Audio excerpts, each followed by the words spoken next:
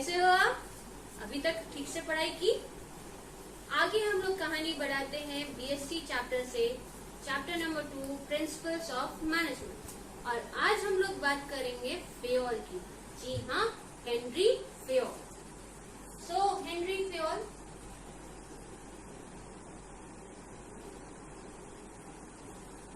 इनके 14 प्रिंसिपल्स हैं जो हमें पढ़ने हैं।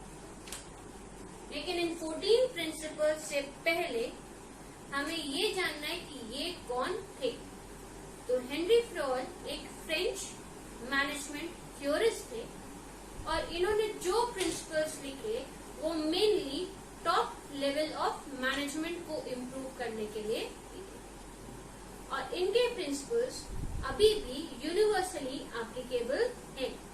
इन्होंने जो भी प्रिंसिपल्स लिखे ये अपनी एक्सपीरियंस के बेसिस पे लिखे और इसीलिए इन्होंने जो बुक लिखी उस बुक की वजह से इनको माना जाता है father of general management. He is known as the father of general management. और जो हम फंक्शंस ऑफ मैनेजमेंट हम लोग ने पढ़े थे, 5 फंक्शंस पढ़े थे, याद है आपको? Planning, organising, staffing, directing, controlling. ये पहले इन्हीं ने यूज किए थे, लेकिन इनका नाम कुछ और दिया। तो फेयोल के बारे में आपको क्या पता होना चाहिए? ये फ्रेंच मैनेजमेंट थ्योरिस्ट है। इन्होंने जो प्रिंसिपल्स लिखे अपनी प्रैक्टिस के बेसिस पे लिखे। इनके 14 प्रिंसिपल्स हैं and he is known as father of general management. Okay, so 4 points you have to keep in mind. Then उन्होंने कहा था कि अगर एक मैनेजर है तो उसके पास कुछ नेसेसरी ट्रेट्स होने चाहिए। Necessary traits means necessary features. और वो क्या है? तो फर्स्ट थिंग इज उसकी फिजिकल लुक्स, मतलब स्मार्टली ड्रेस्ड होना चाहिए, स्मार्ट वे होना चाहिए। तो जो उसका अपीयरेंस है that is physical. Then moral ethics high होने चाहिए। एजुकेशन, अच्छी खासी एजुकेशन होनी चाहिए अपने वर्कर्स से ज्यादा, ताकि उनको वो गाइड कर सके। नॉलेज, उसने काफी नॉलेज गेन कर रखी हो और हमेशा नया नया सीखता रहता हो, तो knowledge. And experience, that is the most important thing. क्योंकि आप जो थ्योरी पढ़ते हैं वो अगर प्रैक्टिस ना करें तो बेकार है। तो ही शुड हैव एक्सपीरियंस। तो उन्हीं फेयोल के बारे में तो आज हम लोग स्टार्ट करेंगे उन्हीं के 14 principles. First principle of Fayol is division of work.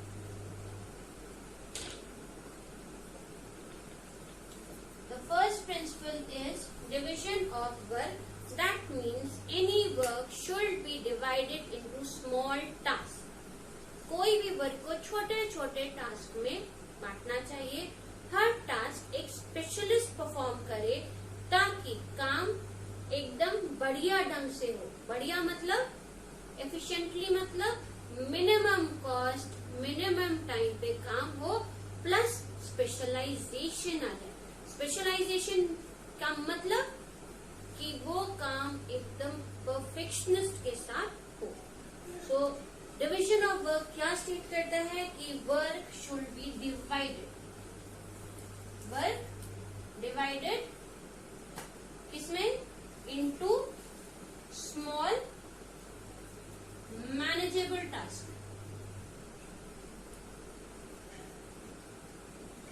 Then each task must be performed by a specialist. That means involvement of a specialist. इससे क्या होगा? सबको कुछ ना कुछ काम मिलेगा। हर काम अगर स्पेशलिस्ट करेगा तो परफेक्शन आता जाएगा। फायदा, मिनिमम कॉस्ट, मिनिमम टाइम, यानी आ गई एफिशिएंसी। और क्योंकि स्पेशलिस्ट कह रहा है तो आ गया स्पेशलाइजेशन। अब ये डिवीजन ऑफ वर्क कैसे होता है? तो सपोज करो, शादियां तो सबने देखी हैं। शादी में क्या होता है, काम बटा होता है। डेकोरेशन का काम अलग, जिसमें बाहर का डेकोरेशन, स्टेज का डेकोरेशन सब अलग, ठीक। कुकिंग का काम अलग, सर्विंग का काम अलग, प्रेजेंट्स का काम अलग, मेहमानों को एंटरटेन करने का काम अलग, और हर काम को बांट के उसके हेड दे दिए जाते हैं। आप इसको देखना, आप उसको देखना। क्यों? ताकि सबका इन्वॉल्वमेंट भी हो जाए, किसी को ये ना हो कि हमने कुछ नहीं किया या उसने कुछ नहीं किया। प्लस आराम से सब अपने अपने काम को कर सकते हैं और उस बंदे को वही काम दिया जाता है जिसमें उसका हुनर होता है। This is what Peor talks about division of work. I am sure you are clear with it. और एक कंपनीज में कैसे होता है, तो कंपनीज में कई डिपार्टमेंट्स होते हैं, like production department, purchase department, finance department, marketing department and so on. और हर डिपार्टमेंट एक इंडिविजुअल हेड को दिया जाता है जो उस काम का परफेक्शनिस्ट होता है, ताकि वो अपने डिपार्टमेंट को स्ट्रीमलाइन कर सके।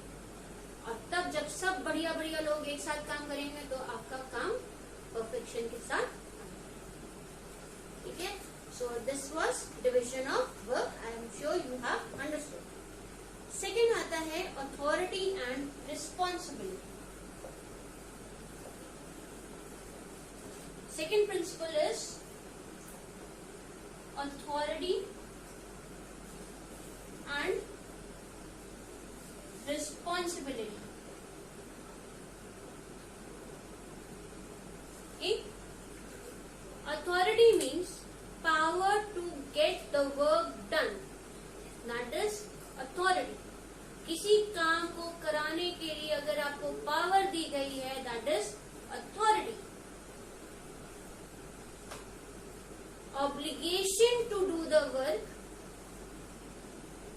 is responsibility. So obligation to complete the work is responsibility. जैसे अगर आपके फादर ने आपसे कहा कि आपके छोटे भाई को साइकिल सिखा दो, लेकिन साइकिल की चाबी आपको दी नहीं, तो अथॉरिटी आपकी कंप्लीट नहीं की। या अगर आप अपने भाई को डांट नहीं सकते, समझा नहीं सकते, तो भी अथॉरिटी इनकम्प्लीट है। क्यों? क्योंकि आपका भाई फिर आपकी बात मानेगा। तो अथॉरिटी और responsibility are corollary of each other. That means they go side by side with each other. And it is very important to have a balance between authority and responsibility. दोनों का एक बैलेंस होना चाहिए। ना ज्यादा authority अच्छी है, ना कम अथॉरिटी अच्छी है।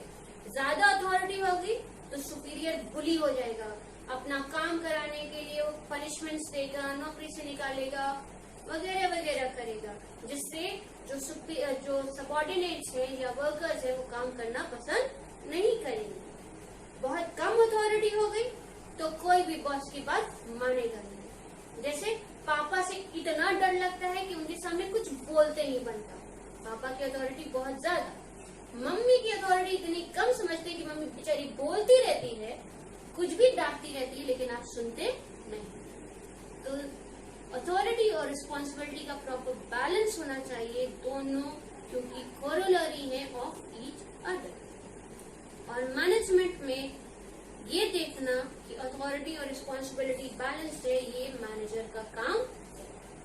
ओके, नेक्स्ट आता है अथॉरिटी रिस्पॉन्सिबिलिटी के बाद discipline. Number third is discipline.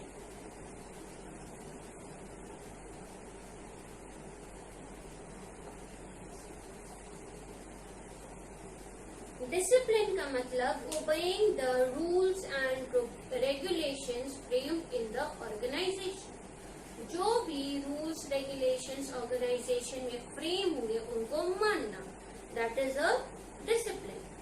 But इसके अलावा भी जरूरी है। अगर कोई फालतू का रूल है तो कैसे मानिएगा? ये आपका बॉस हमेशा चचे चचे चचे करते रहता है, तो आप कैसे मानिएगा? तो डिसिप्लिन के लिए बहुत जरूरी है कि सुपीरियर अच्छा होना चाहिए, जो भी ऑर्डर दे रहा है वो क्लियर और फेयर होने चाहिए, और अग्रीमेंट के बेसिस पे होना चाहिए कि आप म्यूचुअली बात करके तय करें कि क्या अग्रीमेंट है और तब करें। साथ साथ there must be application of judicious penalty, यानी जहां जरूरत वही पेनल्टी या पनिशमेंट इम्पोज करें, अदरवाइज पेनल्टीज और पनिशमेंट्स ना इम्पोज करें।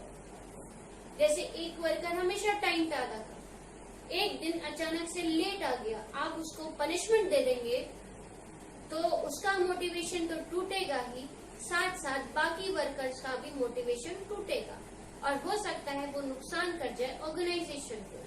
अच्छा बात क्या है कि पहले पूछे क्या प्रॉब्लम है, उसकी प्रॉब्लम को सुने, हो सकता है कोई जेन्युइन प्रॉब्लम, और फिर उसको उस तरह से डील करे। So there must be judicious application of penalties. Then आता है इसमें एक और चीज, रूल रेगुलेशन तो हो गया, साथ साथ होना चाहिए commitment, obeying rules and regulations, और सेकंड जो होता है कमिटमेंट।